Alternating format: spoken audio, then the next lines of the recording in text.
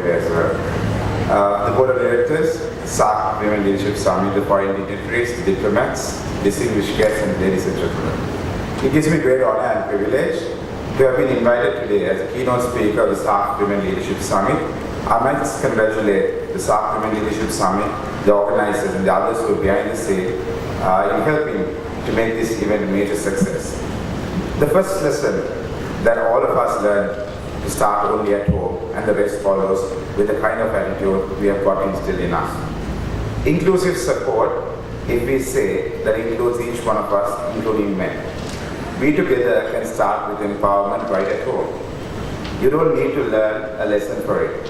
For instance, we can encourage the ladies at our home, our mothers, our sisters, the wives, the their dreams and excel in their career.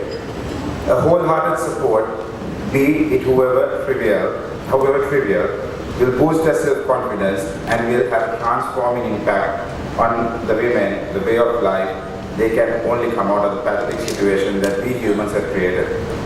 Let's fight together. Together we can overcome this big problem. It's quite a long speech, but I'm not going to do all of that. What I would say, education is a key to women empowerment. If a girl is educated, she will have confidence. She will have an employable skills, and employment will lead her to financial independence. Entrepreneurship will make her stronger and daring to make her take up new challenges.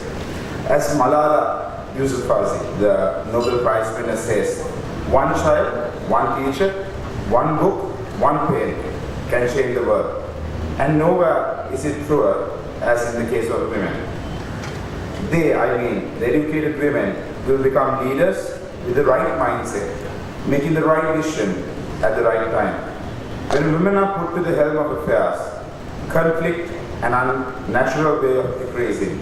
As mothers, they care about the future generations. They care about this earth. If a male leader takes you where you want to be, this is a favorite part that I like on this page. If a male leader takes you where you want to be, a female leader takes you where you ought to be. I repeat. A male leader takes you where you want to be, and a female leader will take you where you ought to be. And it's a beautiful thing, I would say. How do we retain respect and trust? My short answer is trust begins with respect. Respect in a country has been so aligned with power that we respect only those who supposedly have more power than us.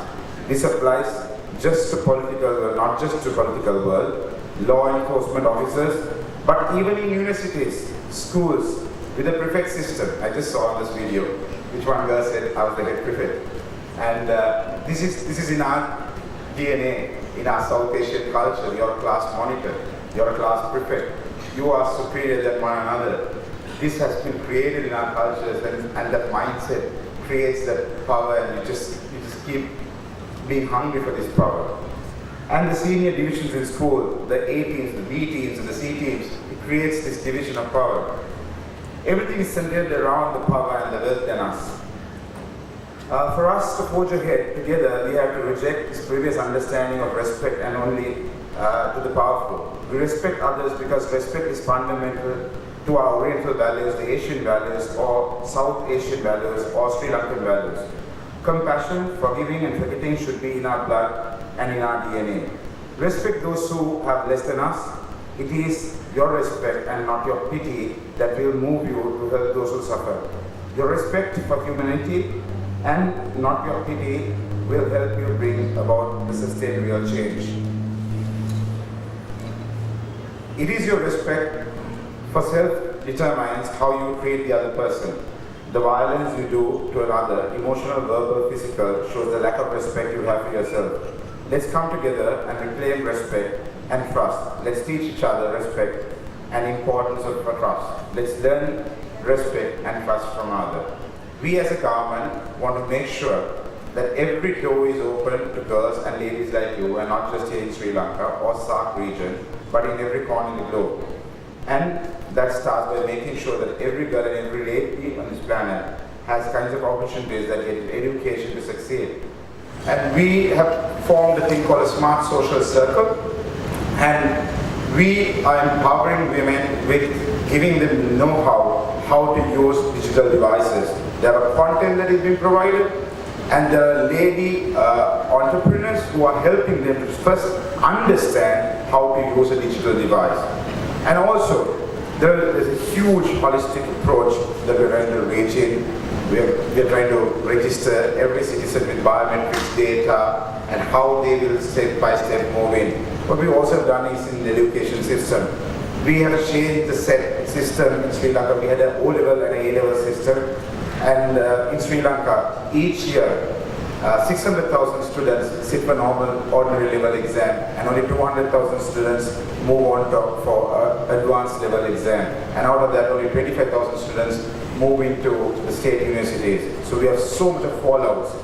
And on that, majority of the women fall out, and actually they end up getting married at a very young age.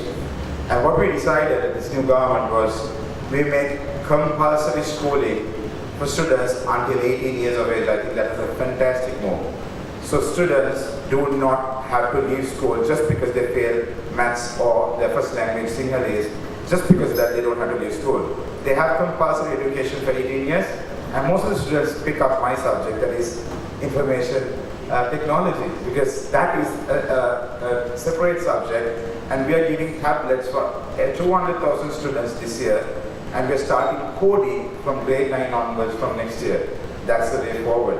And we think, you said you want us to be an alternative to Singapore. We think in the building, you can see we are reclaiming land right now outside Golf Face. What we're trying to do is we want to be the next alternative in the next 10 years to Singapore and Dubai and Sri Lanka will make there. We have the right mindset to get that. So we need to get that education right. We need to get that females running around there. And I think if the females are not paid well, that means the 50% of Sri Lanka is not going to be happy. Because we have 53% of the female population in Sri Lanka. And if you're not going to make them happy, we are not going to be a happy country. So that's how we are going to see it.